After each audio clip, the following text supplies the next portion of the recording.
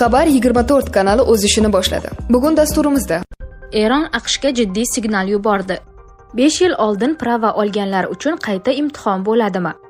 Medvedev Yevropa davlatlariga areshnik bilan tahdid qildi. Propan narxi oshganiga izoh berildi. Erkaklar hayoti uchun muhim funksiyalarni qo'llab-quvvatlovchi vulkan mahsuloti prostata adenomasi, prostatit hamda jinsiy muammolarda sizga eng ishonchli yordamchi bo'ladi. Yaqinlikda hissiy va kuch uyg'unligini oshiradi. Mahsulot 5-7 kun ichida o'z ta'sirini ko'rsatishi bilan bemorlar ishonchni oqlagan. Muammolaringizga yechim sizga yanada yaqin. Vulkan salomatlik manbai. The Telegraph nashrining xabar berishicha, Buyuk Britaniya mudofaa vaziri Jon Hilli Putinni o'g'irlamoqchi. Agar menda biron bir dunyo yetakchisini o'g'irlash imkoniyati bo'lganida, men Putinni tanlagan bo'lardim, dedi u Kiyevga tashrifi chog'ida. 5 yil oldin prava olganlar uchun qayta imtihon bo'ladimi? Ijtimoiy tarmoqlarda muhokamalarga sabab bo'layotgan ushbu savolga rasmiylar javob berdi. Ijtimoiy tarmoqlarda 2021-yilga qadar milliy haydovchilik guvohnomasini olgan haydovchilar yangi imtihon markazida grafik asosida majburiy tartibda bepul qayta imtihondan o'tkazilishi haqidagi xabarlar tarqaldi. Ichki ishlar vazirligi yo'l harakati xavfsizlik xizmati matbuot xizmati bergan ma'lumotga ko'ra, ushbu xabarlar haqiqatga to'g'ri kelmaydi va hech qanday huquqiy asoslarga ega emas. Ijtimoiy tarmoq foydalanuvchilaridan bu kabi yolg'on xabarlarni tarqatib, fuqarolarni chalg'itmasliklarini so'rab qolamiz, deyiladi rasmiy munosabatda.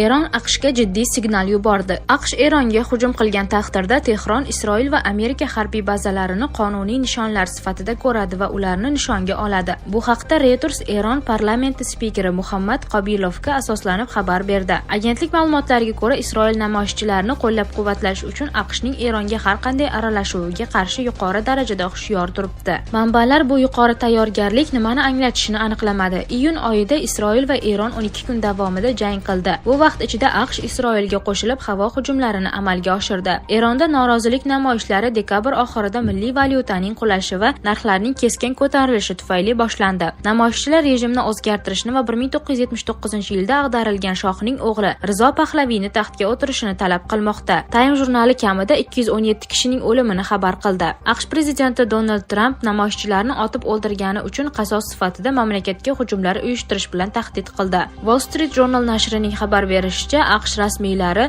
Eronga ehtimoliy hujum haqida dastlabki muzokaralar olib borishgan.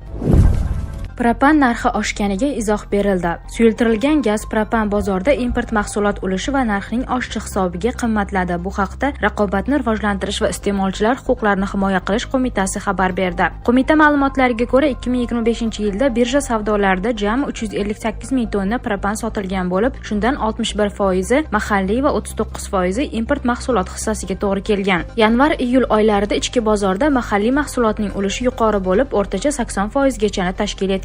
Avgust oyidan boshlab bu ko'rsatkich kamayib borgan va dekabr oyi va yanvarning o'tgan davrida 10% gacha qisqargan. Bunga asosiy sabab mahalliy mahsulotning aholi va ijtimoiy soha obyektlariga yo'naltirilganligi, deyiladi xabarda. Qayd etilishicha, qo'mita tomonidan propan narxiga nisbatan boshlang'ich narxdan oshirish chegarasi ko'pi bilan 20% etib belgilanishi, bitta savdo sessiyasida 5 tonna xarid limiti o'rnatilishi hisobiga mahalliy mahsulot sotilish narxi yil davomida tonnasiga 7 million so'mdan oshmagan. Ayni paytda import mahsulot narxi 8 million so'mgacha shakllangan. Shu o'rinda qo'mita mahalliy va import mahsulot o'rtasida mavjud narx tafovutini eslatib, so'nggi vaqtlarda propan qimmatlashganini import mahsulot ulushi va narxlarning o'sishi bilan izohlagan. Mahalliy va import mahsulotning boshlang'ich va sotilish narxi o'rtasida 40% gacha tafovut mavjud. Biroq so'nggi oylarda ichki bozorda import mahsulot ulushi va talabning oshishi hisobiga birja savdolaridagi o'rtacha narx import mahsulot hisobiga shakllanmoqda. Shuningdek, tadbirkorlik subyektlari tomonidan import mahsulotining boshlang'ich narxlari oshirilishi sababli bugungi kunda 1 tonna suyultirilgan gaz mahsuloti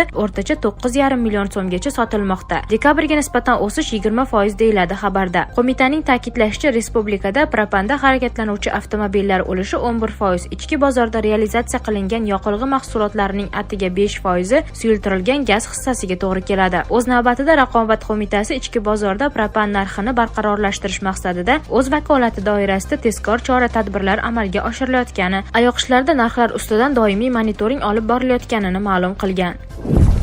Medvedev Yevropa davlatlariga Areshnik bilan tahdid qildi. Rossiyaning sobiq prezidenti va hozirda Xavfsizlik kengashi raisining o'rinbosari bo'lgan Dmitriy Medvedev Yevropa davlatlariga Areshnik raketasi bilan tahdid qildi. Bu haqda u o'zining Twitter sahifasida yozib qoldirdi. Medvedev o'z sahifasiga Areshnik ballistik raketasining uchirilganini aks etgan videoni joylagan va tinchlik kelishuvi amalga oshirilgach, Ukraina hududiga qo'shin yuborishga tayyor bo'lgan Yevropa davlatlariga ushbu qurol bilan tahdid qilgan. U Moskvaning uzoq vaqtdan beri turib kelayotgan pozitsiyasini yana bir bor takrorlagan. Yevropadagi hukmron ahmoqlar baribir Yevropada urushni xohlashadi. Bu ming marta aytilgan. Rossiya Ukraina hududida bironta ham Yevropa yoki NATO qo'shinlari bo'lishini xohlamaydi. Lekin yo'q, Fransiya prezidenti Emmanuel Macron bu ahmoqona gaplarni davom ettirmoqda. Xo'sh, unda mana shu narsani olasizlar degan u. Shuningdek, Medvedev o'z postiga Lvov shahriga Areshnik raketasi zarbasi aks etgan kuzatuv kamerasi kadrlarini ham qo'shib qo'ygan.